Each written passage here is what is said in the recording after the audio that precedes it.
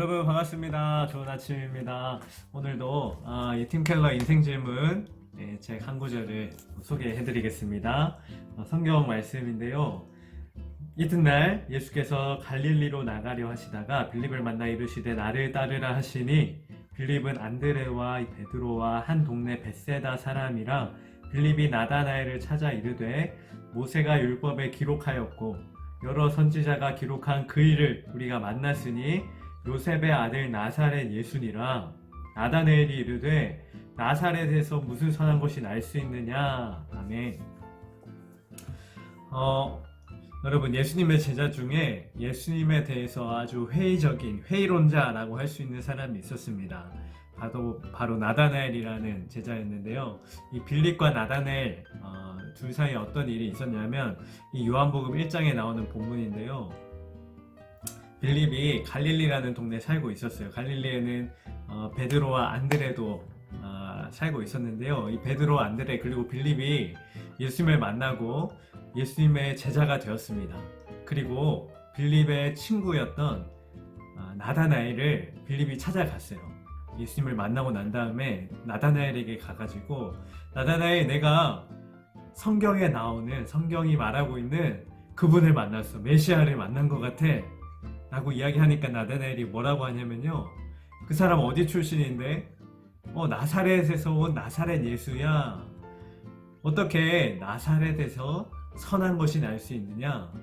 약간 비꼬는 듯이, 무시하는 듯이 말하고 있는 거예요. 어떻게 나사렛이라는 그런 총동네, 이름도 없는 동네, 저기 먼 도의 지역, 외딴 지역에 대단한 것이 없는 그 지역에서 어떻게 메시아가 그리스도가 나올 수 있느냐 라는 것이 이 나다나엘의 생각이었고 판단이었습니다. 그런데 결국엔 나다나엘이 예수님을 만나고 그분을 메시아로 인정하게 되죠. 예수님의 제자가 되는데요. 이 나다나엘의 태도, 예수님을 향한, 또 예수님을 포함해서 교회와 또 복음을 향한 우리 사람들의 태도가 이 나다나엘과 비슷한 경우가 많이 있어요. 만약에 여러분 한번 생각해 보시겠어요?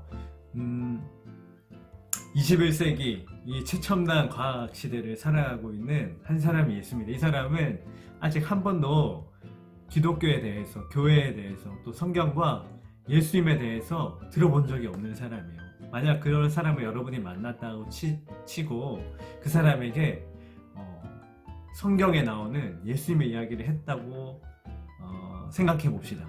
예수님이 원래 하나님이셨는데 인간을 위하여, 사람을 위하여, 바로 당신을 위하여 이 땅에 사람으로 태어나셨고 우리처럼 똑같이 살다가 우리 죄 때문에, 죄가 없으신 그분께서 십자가에 달려 죽으시고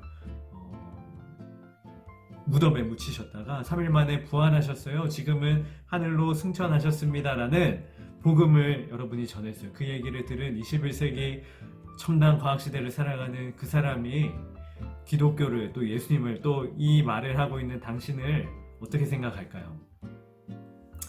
아마도 나다나엘과 같이 무슨 뚱딴지 같은 소리야, 무슨 그런 얼토당토 없는 말도 안 되는 이야기를 믿어 그 이야기를 정말로 사실이라고 믿는 거야 하는 여러 가지 회의적인 반응과 질문과 태도가 예상되지 않을까요? 뭐 다 그렇지는 않을 수 있겠지만 대부분의 사람들이 기독교에 대해서 이런 반응을 보일 것입니다.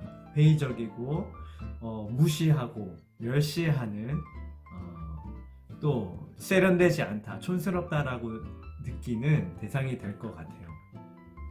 그런데 이 책에서는요, 기독교의 비범함, 기독교의 독특함이 바로 여기에 있다라고 말하고 있어요. 다른 종교들, 또 다른 우리 인간의 철학들, 인문학 뭐 이런 것들은요, 신을 만나기 위해서, 또 선을 찾기 위해서 우리의 이성과 힘을 총동원하라라고 주문하고 말합니다. 그런데 기독교는 정반대라는 거예요. 내가 할 수 없는 일들, 내가 할 수 없는 일들을 성육신하신 예수 그리스도께서 이미 다 행하셨다라고 말합니다. 다른 종교는요, 중요한 질문들, 의문들의 답을 찾기 위해서 노력하고 수양을 하고 연구해야 하는데요. 기독교는 그 모든 질문과 의문들의 답이 바로 예수 그리스도라고 말하고 있다는 거예요. 그러면서 저자는 기독교가 비범한 이유를 이렇게 말하고 있습니다. 기독교가 비범한 이유는 신을 찾으려면 당신이 이렇게 해야 한다가 핵심이 아니기 때문이다. 기독교는 하나님이 당신을 위해 이 땅에 오셔서 십자가에 죽으셨다는 것이 핵심이다. 우리가 앞에서 얘기했던 예수님의 부활 사건, 예수님이 성육신 하시고 이 땅에 오시고 죽으시고 부활하셨다는 21세기 사람들이 들으면 정말로 비논리적이고 비과학적이고 말이 안 되는, 무시하기 딱 좋은 그 사실이, 그 진리가 기독교의 가장 기독교다운, 가장 진리임을 증명하는 핵심 중의 핵심이라고 저자는 어필하고 있습니다. 그러면서 마지막으로 우리 독자들에게 권면을 하고 있어요. 나다나엘처럼 되지 마십시오. 나다나엘처럼 나사렛이 촌동네고 세련되지 못했다는 그 사실 때문에 예수님을 메시아로 인정하지 않았던 나다나엘의 실수를 범하지 마세요. 기독교가 구식이고 세련되지 못하고 비논리적이고 과학적이지 않다라는 우리의 생각과 편견 때문에 기독교에 담겨있는 진정한 진리와 그 복을 누리지 못하는 실수를 범하지 말라고 우리에게 권면하고 있습니다. 사랑하는 청년 여러분, 여러분이 이 사실이 어떻게 받아들여지십니까?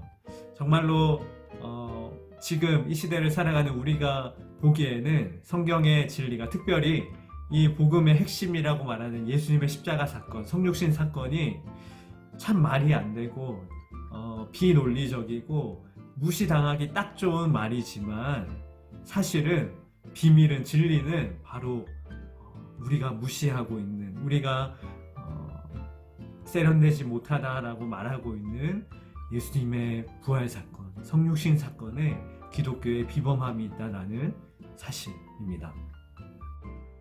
여러분은 이 이야기가 어떻게 받아들여지시나요?